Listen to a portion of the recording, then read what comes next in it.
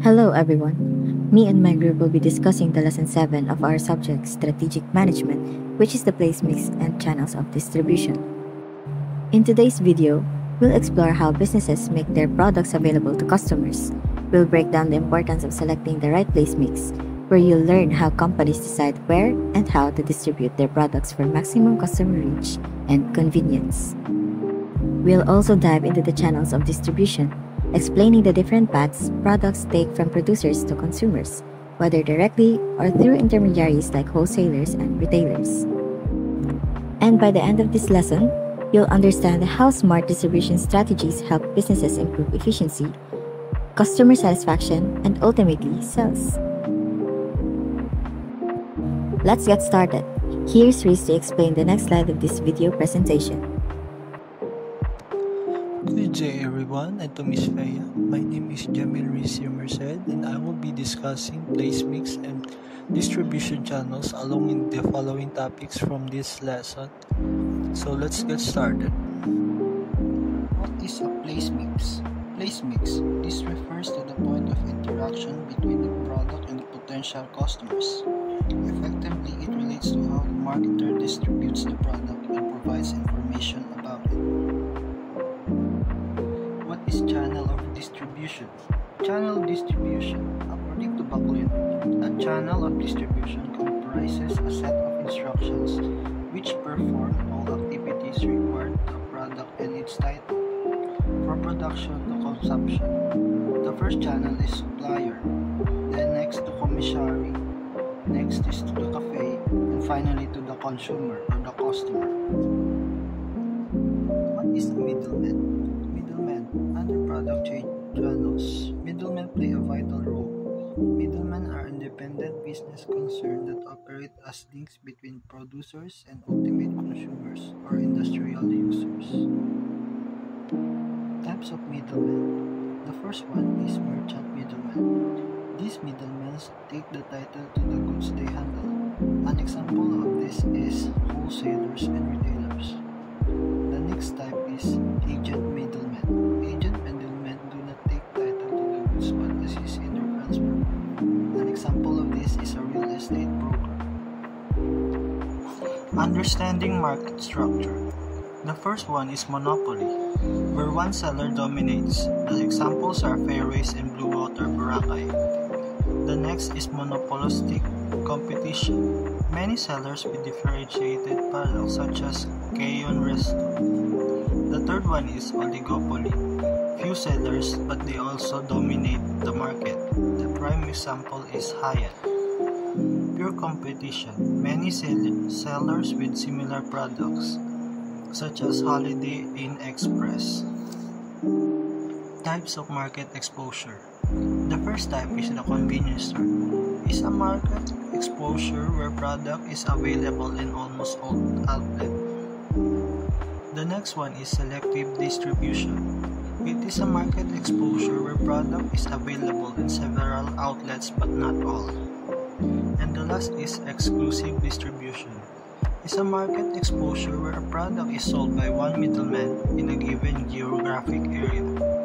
Highly selective choice of outlets.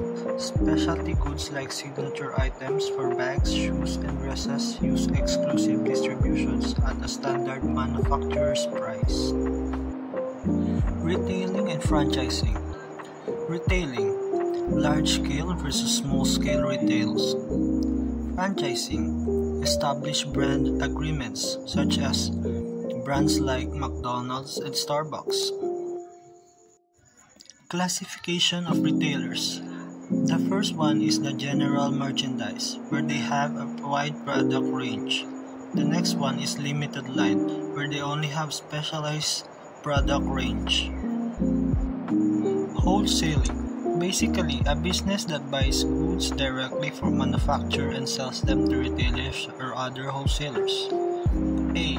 Full-service wholesalers. They consisted of general merchandise, single-line wholesalers, and specialty wholesalers. General merchandise are wholesalers who carry non-perishable items like hardware, electrical supplies, furniture, and automobile equipment. Single-line wholesalers carry only limited or narrow product like groceries. Specialty wholesalers, instead of carrying full line of groceries, they might carry only health foods. Limited function wholesalers are the cash and carry wholesalers. Is a term that refers to products or items that are sold for cash and typically without any sort of delivery service. E-commerce, also known as electronic commerce, is a process of buying and selling, transferring or exchanging products, services, and other information via electronic networks and computers.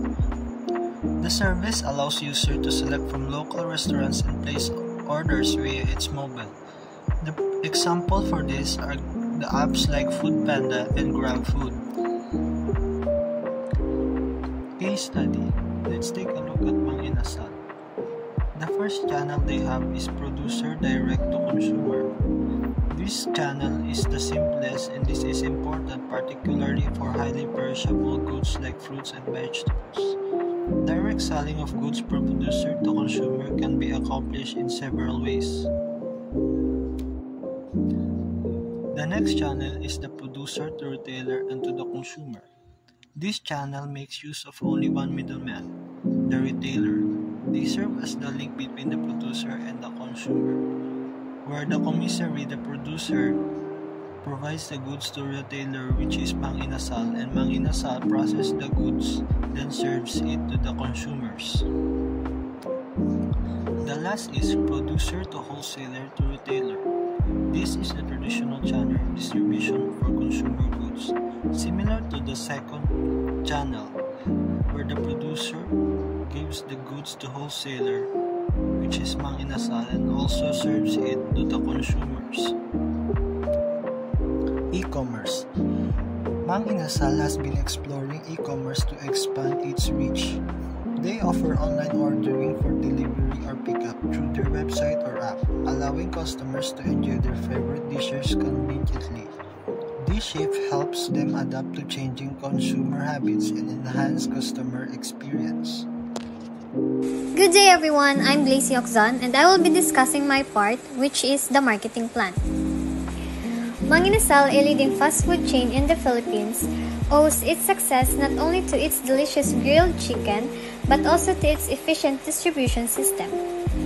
In this video, we will explore the place mix, how Mang Inasal makes its product accessible to customers.